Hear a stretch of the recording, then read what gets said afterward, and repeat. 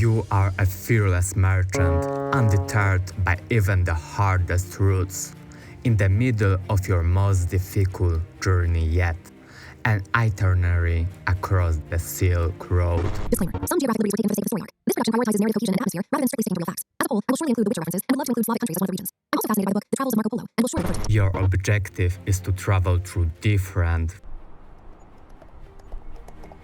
varied regions,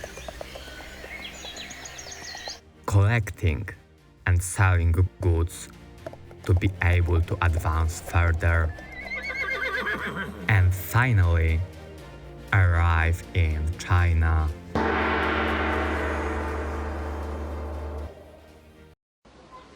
Hi everyone! If this video appeared on your homepage, you probably don't know it, but this is the first video I have posted here. So, before anything else, I feel the need to explain what this channel is going to be about, which, as the name might imply, is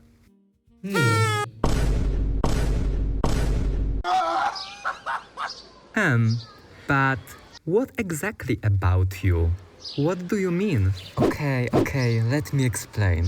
I want to record my development here, possibly as an artist, but first I would need to know what that word actually means, and well, I don't know yet. So consider this channel a type of artistic dump. A journey to becoming an artist, space for me to explore my creativity. But if we are talking about journeys, let's return to the topic and let me talk about the gameplay in my game, as path traversal and progress are crucial parts of it. But first, let's change the scenery. The game is divided into a series of regions, each made up of multiple handcrafted levels. As you journey east, your surroundings change, as the natural landscapes and landmarks you can visit evolve. Each level begins in a town, and your objective is simple: reach the neighboring settlement. But to get there, you must build the road yourself, placing road segments to guide your merchant caravan across the land. Okay, Michał, but where's the challenge? Some of you might ask. Well, the first limitation is your road supply. You only have a limited number of road pieces to place. So every segment matters. Any route that requires more roads than you have is simply impossible and must be discarded.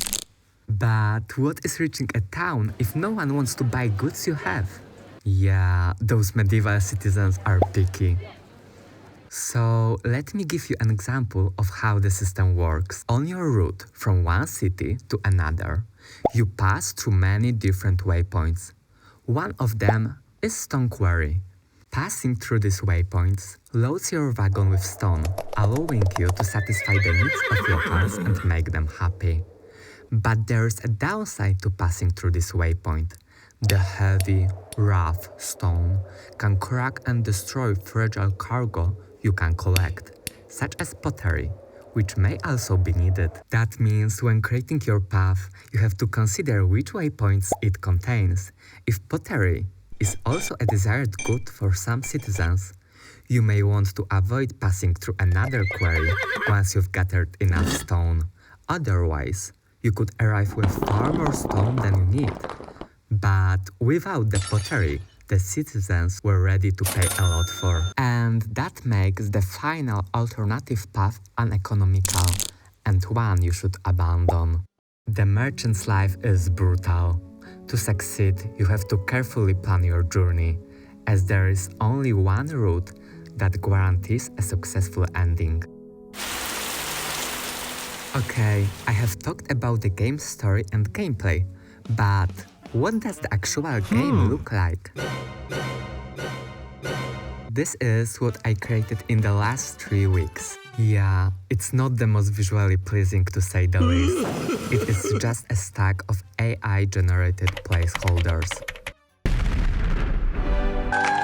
However, This preliminary version makes me believe in the future of the project. It is a foundation that I wish to build upon. Hell yeah! You can construct your route from start to finish, which adds one resource and decreases another depending on each waypoint's properties, which you can see by swiping vertically on the screen from each waypoint. The player follows the path you create, changing animations depending on the direction. And I'm saying animations in quotes because the variety of them is non-existent. Well, the characteristic of the third build. You can destroy the constructed road, and depending on its position, your merchant behaves differently, which wasn't that easy to make. So, if the logic behind the game interests you, write in the comments if you would like to see me program and fight with the code. And I will gladly make a video where I dive deep into each mechanic and function I have created so far. But now, let's return to the future of the project. What does it entail? Surely, now you will need to add more mechanics, upgrades, power-ups, costumes, to name a few. Well, not exactly. I feel like this is the best moment to stop and focus on its visual language. But why is art direction so important? Why not to focus on creating more mechanics first and worry about art later? The reason is that game mechanics do not exist in a vacuum. Mechanics, the possibilities, abilities and actions available to the player, must be expressed within artistic environment that supports them. Some visual worlds naturally enhance certain mechanics, while others can limit or weaken them.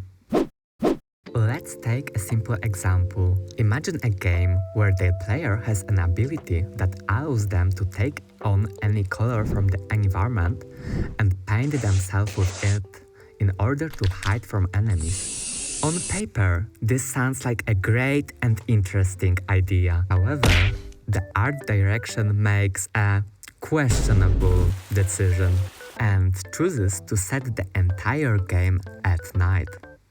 The pitch black environment causes most colors to blend together into similar shades of grey and dark blues. Suddenly, the player's ability to change colors is reduced from a wide range of possibilities to only a few usable options.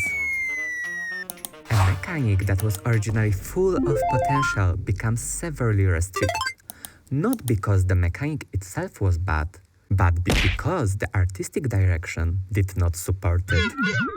This is why art direction matters. It is not just about making a game look good. It shapes the space in which mechanics can exist and determines how much potential those mechanics can actually have. Because of that, when creating this game, I want to focus on visuals. I feel that by paying more attention to this side of games, the images they are constructed from, their composition, the design of objects within them, and the play of light they include, we can get a new perspective on them.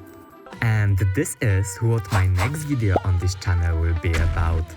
I will talk about the role of pictorial art in games. How by paying more attention to it, we might be able to rediscover this genre of entertainment anew. And how I will reflect those observations in design of my own game.